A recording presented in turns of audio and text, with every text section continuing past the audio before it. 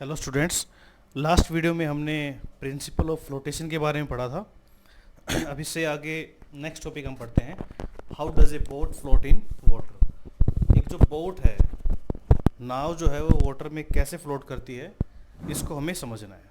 ठीक है, तो boat is kept afloat by an upward force from the water. हमें पता है कि अगर कोई भी ऑब्जेक्ट वाटर में स्विम कर रहा है या वाटर की सरफेस पे है, वो फ्लोट कर रहा है, तो उसके पीछे रीजन क्या है? Upward force, that is upthrust या बाइंड फोर्स भी हम उसको बोलते हैं। ठीक है, तो कब तक वो फ्लोट करता रहेगा? जब तक उस पर एक अपवर्ड फोर्स जो है, बाइंड फोर्स लगता रहेगा, तब तक वो ऑब्जेक्ट फ्लोट करता रहेगा वाटर के अंदर, लिक्विड के अंदर। ठीक है, तो बोट की जब बात करेंगे तो बोट लिक्विड में फ्लोट कर वाटर में फ्लोट करती है, और उसके पीछे रीजन क्या है? Upward force.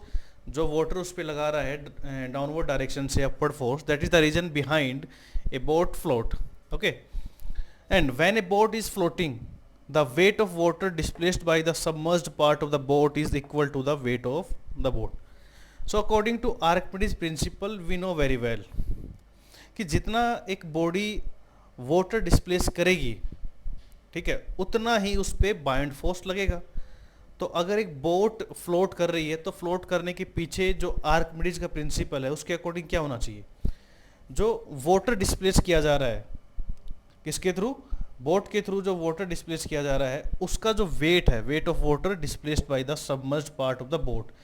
बोट का जितना पार्ट सबमर्ज्ड है वाटर के अंदर, उसने जो वाटर डिस्प्लेस किया है, जितने वेट का वाटर डिस्प्लेस किया है, उसका वेट बोट के वेट के इक्वल होना चाहिए।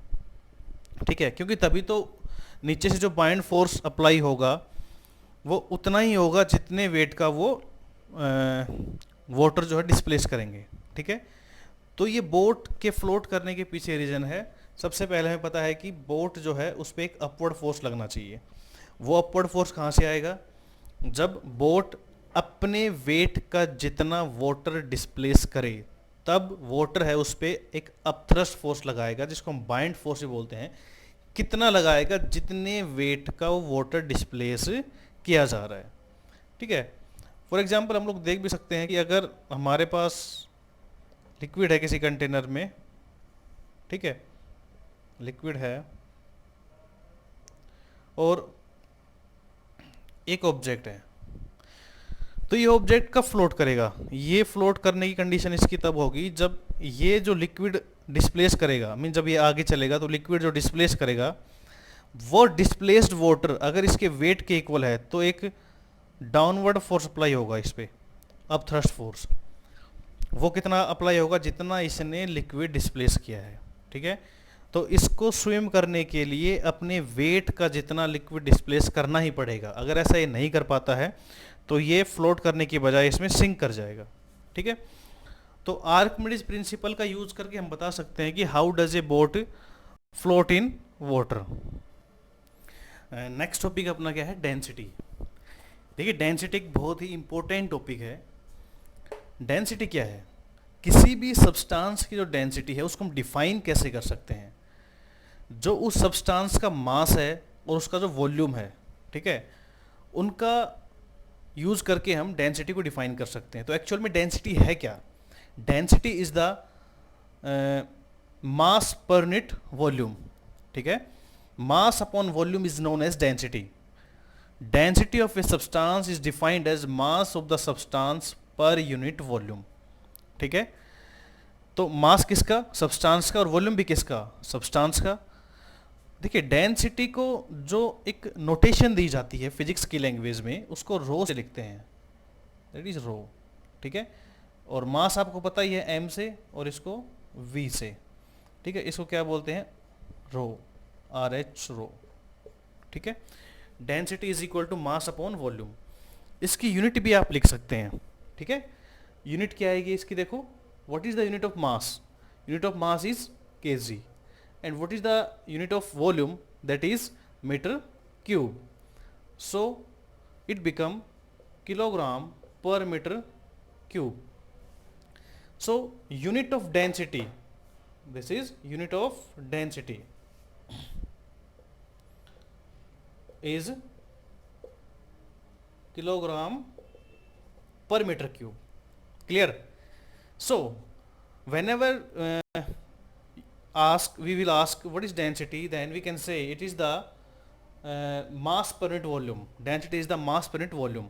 So rho is equal to m by v. And what is the unit of density? That is kilogram per meter cube. It is the SI unit. SI unit of density. Smaller unit क्या होगी इसकी? Smaller देखो, what is the smaller unit of KG? That is gram per centimetre cube. It is the smaller unit as compare to this. This is kilogram per metre cube and this is gram per centimetre cube. Clear? We can solve many numericals by help of this formula. इस फॉर्मूले का use करके हम बहुत सारे numerical solve कर सकते हैं. Density is equal to mass upon volume. Okay, some substances have density or we can say a constant value of density. कुछ substance की एक particular density होती है. जैसे अगर हम बात करें water की, density of water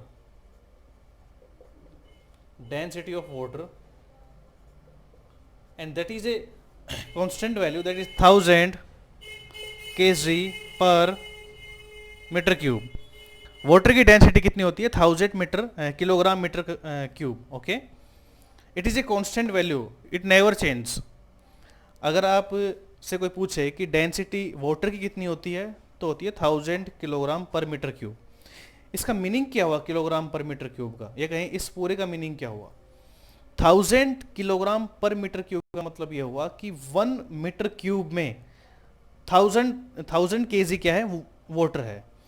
Density of water is equal to 1000 kg per meter cube. It means in 1 cubic meter there are 1000 kilogram of water.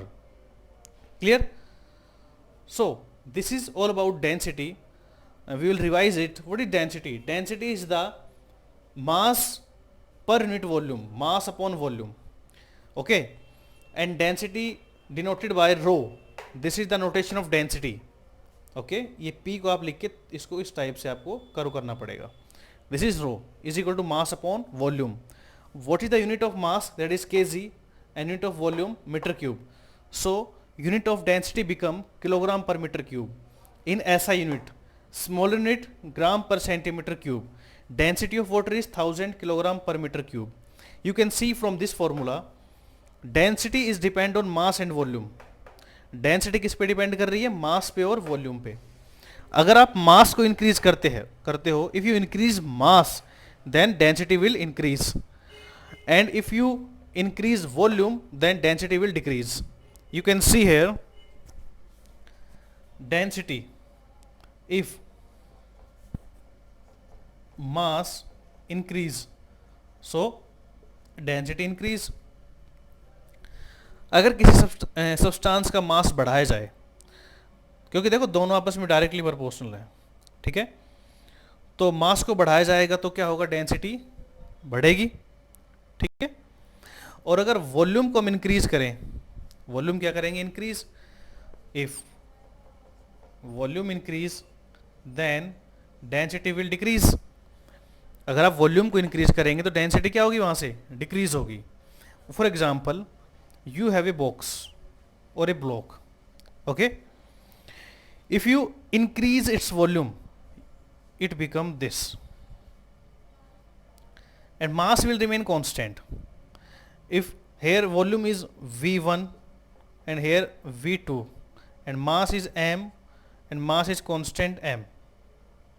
Okay, if V2 is greater than V1, सो अगर volume जो है वो ज़्यादा है तो density क्या होगी? कम. तो density of 2 is less than density of 1. Clear?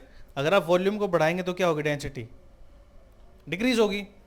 यहाँ से एक चीज़ जो हमें समझने वाली बात ये है, अगर हम किसी ऑब्जेक्ट का वॉल्यूम इंक्रीज करते हैं, ठीक है, अगर आप वॉल्यूम इंक्रीज करेंगे तो ऑटोमेटिक मास क्या होगा उसका? मास तो चलो मास एक कांस्टेंट क्वांटिटी है, मास विल रिमेन कांस्टेंट. ठीक है. अगर आप मास को चेंज करें तो डेंसिटी क्या होगी? चेंज हो जाएगी. ठीक है. डेंसिटी क्या होती है? It is the ratio of mass and volume. If you change mass density will change, if you change volume density will change. ठीक है, but density is directly proportional to mass and inversely proportional to volume. So if you increase mass then density will increase, and if you increase volume then density will decrease. ठीक है, ये चीज़ें हम पहले भी पढ़ चुके हैं. डायरेक्टली और इनवर्सली प्रोपोर्शनल का मीनिंग क्या होता है. डायरेक्टली प्रोपोर्शनल का मीनिंग ये होता है कि जैसे ये दोनों आपस में डायरेक्टली प्रोपोर्शनल है, तो अगर एक क्वांटिटी को हम बढ़ाएंगे तो दूसरी क्वांटिटी भी क्या होगी, बढ़ेगी, इंक्रीज होगी. और inversely proportional means density is inversely proportional to volume. अगर वॉल्यूम को इंक्रीज करेंगे तो डेंसिटी क्या होगी, यहाँ से डिक्रीज हो जाएगी. ठीक है, तो ये हमारे पास डेंसिटी के बारे में हमने थोड़ा बहुत देखा. कुछ क्वेश्चंस इसके सोल्व करने की कोशिश करते हैं. कुछ क्वेश्चंस हैं आपके स्क्रीन पे, देखिए. पहला क्वेश्चन क्या है, mass of 2 metre cube of steel is 15,600 kg. Calculate the density of steel, okay, in SI units. So let's solve. First देखिए क्या क्या आपको गिवन है. क्वेश्चन में गिवन है आपको मास. मास कितना गिवन है, देखिए 2 मीटर क्यूब. ठीक है, और सॉरी ये वॉल्यूम गिवन है, मीटर क्यूब में है ना, तो वॉल्यूम गिवन है आपको ये. ठीक है, यूनिट से आप पता लगा सकते हैं. And mass is that is 15,600 kg. आपको फाइंड क्या करना है, density. Density you have to find out. Okay, so we know what we know, density is equal to mass upon volume. Formula भी अभी हम लोगों ने पढ़ा है, density is equal to mass upon volume. And density you have to find out. Okay, so mass is 15,600 upon what is volume, this is 2 meter cube. Okay, 15,600 kg and this is 2 meter cube.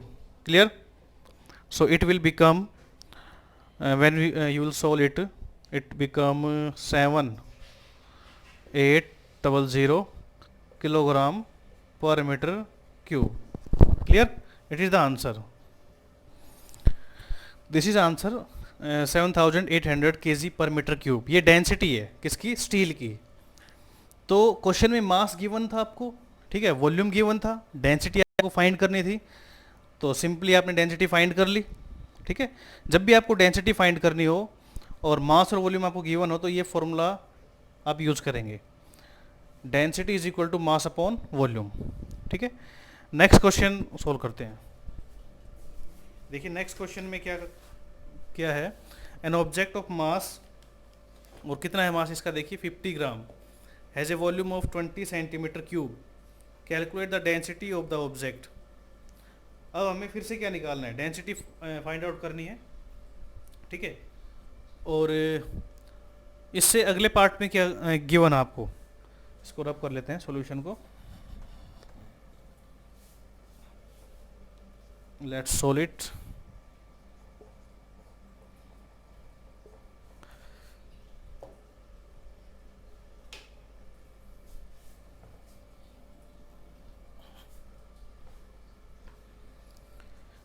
given, what is given to you here, mass is given, that is 50 gram, and volume is also given, that is 20 centimetre cube. सबसे पहले question में आपको find out करना है density. ठीक है, density को हम रो से लिखते हैं, वो आपको फाइंड आउट करना है. ठीक है, तो लिख सकते हैं हम यहाँ पे we know what we know. देखिए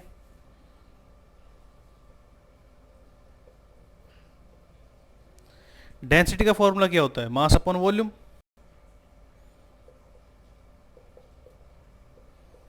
and what is mass here, mass is 50.